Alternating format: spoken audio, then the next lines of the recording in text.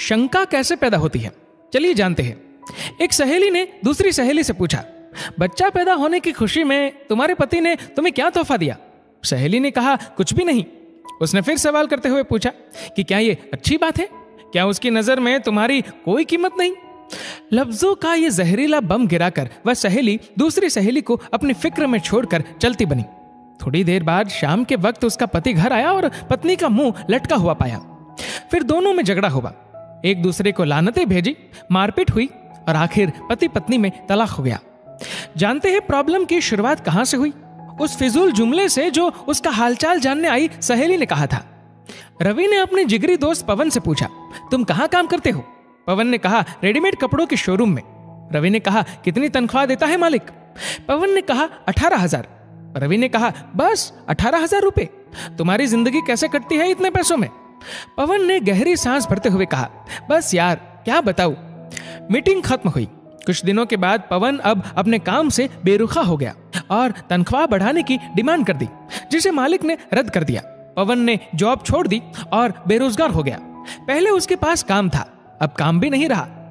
एक साहब ने एक शख्स से कहा जो अपने बेटे से अलग रहता था, तुम्हारा बेटा तुमसे बहुत कम मिलने आता है, क्या उसे तुमसे मोहब्बत नहीं रही?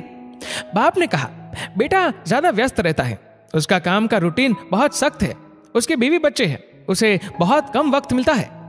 पहला आदमी बोला, वाह ये क्या बात हुई, तुमने उसे पाला पोसा, उसकी हर ख्वाहिश पूरी की, अब उसको बुढ़ापे में व्यस्तता की वजह से मिलने का वक्त नहीं मिलता है, ये तो ना मिलने का बहाना है।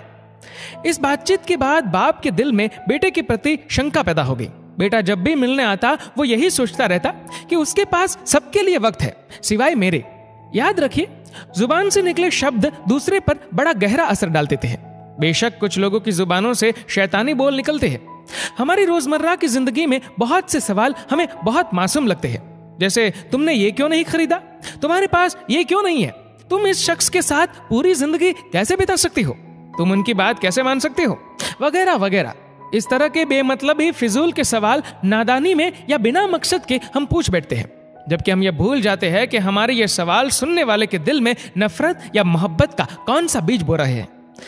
आज के दौर में हमारे इर्द गिर्द समाज या घरों में जो टेंशन टाइट होती जा रही है, उन समस्याओं की जड़ तक जाया जाए तो अक्सर उसके पीछे किसी और का हाथ होता है।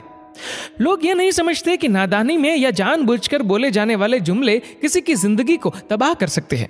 ऐसी हवा फैलाने वाले बम ना बने। लोगों के घरों में अंधे बनकर जाओ और वहां से गूंगे बनकर निकलो।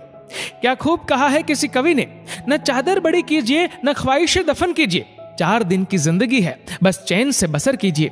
न परेशान किसी को कीजिए न हैरान किसी को कीजिए, कोई लाख गलत भी बोले बस मुस्कुरा कर छोड़ दीजिए। न रूठा किसी से कीजिए न झूठा वादा किसी से कीजिए, कुछ फुर्सत के पल निकालिए, कभी खुद से भी मिला कीजिए।